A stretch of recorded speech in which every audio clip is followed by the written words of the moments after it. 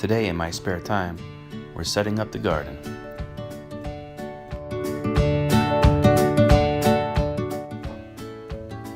I just made these new raised beds out of pallets. The tall ones are 18 high, 20 deep, 4 foot long. The ones in the middle are 12 high, 20 deep, 4 foot long.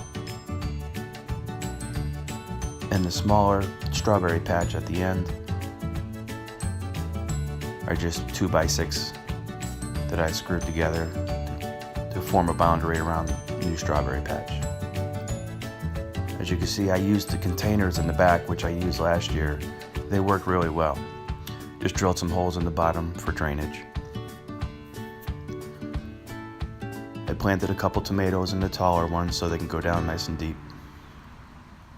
This is my herb garden. It has to be cleaned up still, but I have a lot of the herbs coming back. There's sage, rosemary, and these are my tomato plants that I just put in.